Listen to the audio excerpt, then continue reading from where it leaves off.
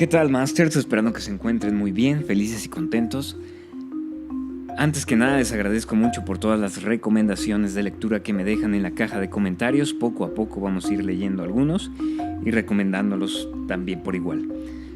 De otra manera, también quiero agradecer a Darío, quien me prestó la segunda parte de The Hitchhiker's Guide to the Galaxy o El autoestopista galáctico. Esta segunda parte, que se llama El restaurante al final del universo, está muy interesante.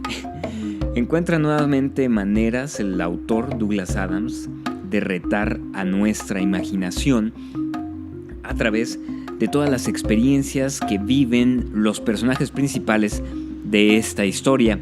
Sappho, Trillian, Ford, Prefect, Marvin, Arthur, en fin, todos ellos que de alguna manera se quedaron un poco estupefactos en la primera parte por algunas de las respuestas que obtuvieron alrededor de esa que es la respuesta a aquella última pregunta que resolverá todos los misterios del universo, así como muchas otras peripecias que estaban viviendo. Entonces, en el primer capítulo nos encontramos con una descripción completa, bueno, no completa, digamos que una descripción somera de los puntos importantes que debes tomar en cuenta para entender el contexto de lo que sucede en el universo de The Hitchhiker's Guide to the Galaxy.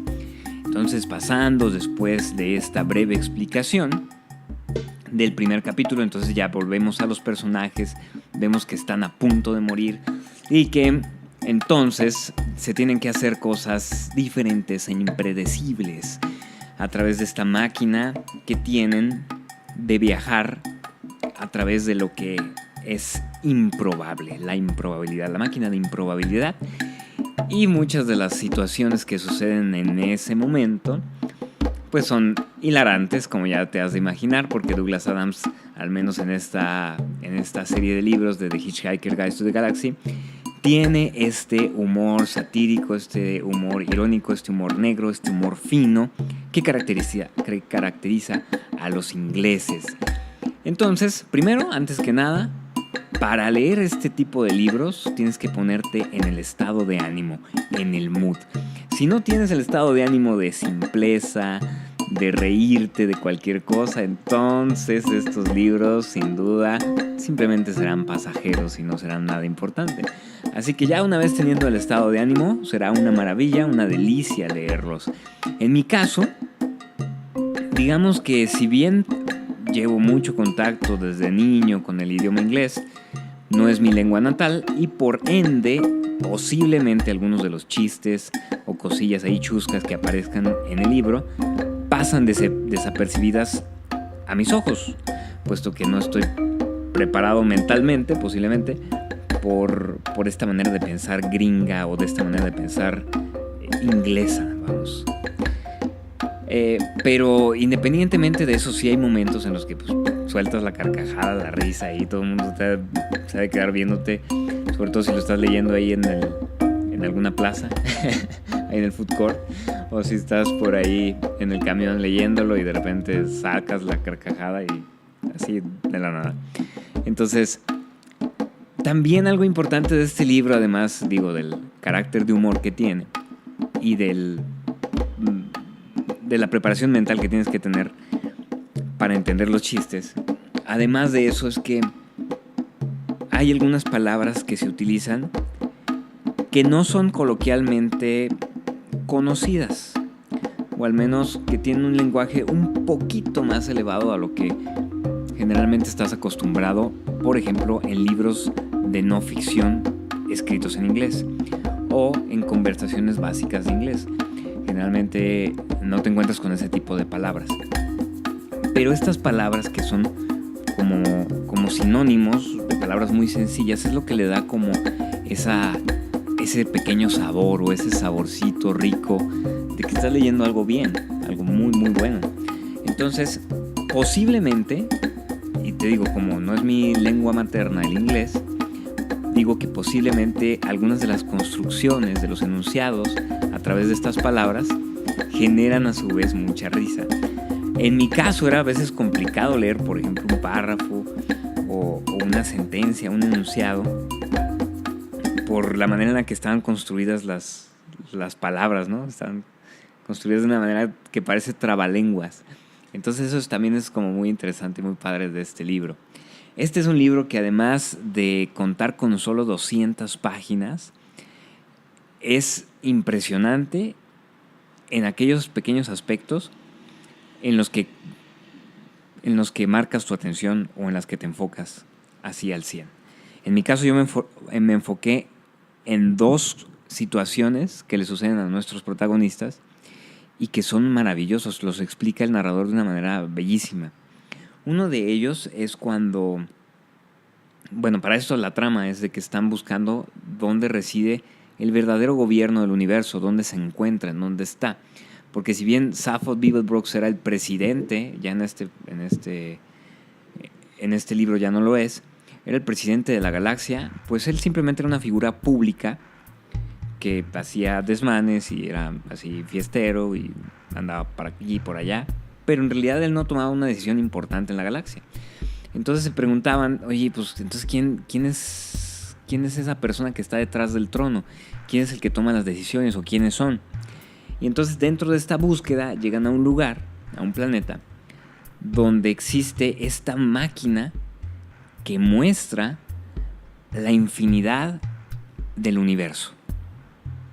Y entonces muestra de una manera a la persona que se encuentre ahí en qué consiste el universo, cuáles son todas las vidas del universo, cómo se creó, por qué se creó, o sea, bueno, no, por qué se creó no, pero muestra el universo en su totalidad, vamos, la oscuridad del espacio, los miles de millones de planetas, las estrellas, las personas, todo.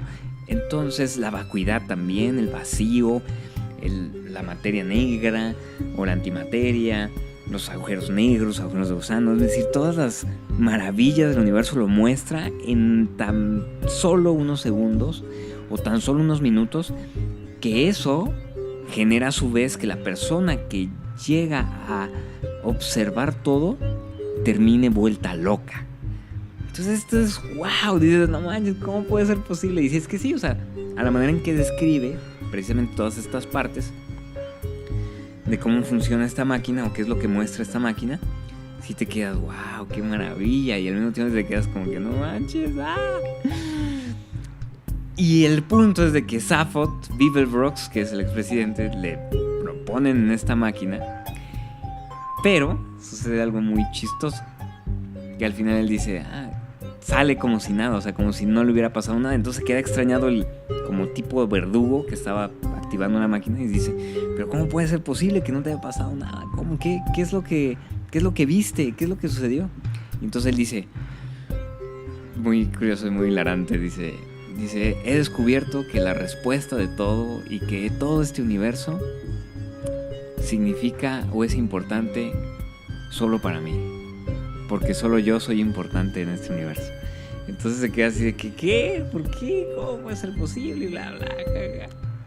Ya después, para no hacerles el cuento largo, resulta que hicieron un microuniverso símil al universo, solamente para poder escapar de las fuerzas oscuras de los que controlan la galaxia. Y entonces ese microuniverso lo hicieron para que Zaphod Beeblebrox pudiera escapar y aparte reencontrarse con una persona que es importante durante toda la trama.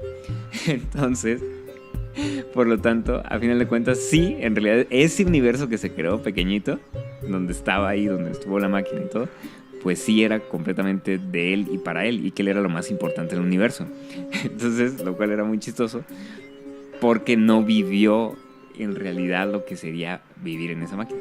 Bueno, en fin, está padrísimo este libro, me gustó esa parte, me encantó la parte del restaurante al final del universo, en el que solamente con poner un penny, es decir, un centavo de dólar en cualquier cuenta bancaria de cualquier parte del universo, para el momento en el que llegaras a ir al restaurante al final del universo, pues ya tendrías los fondos suficientes como para poder comer ahí, ¿no?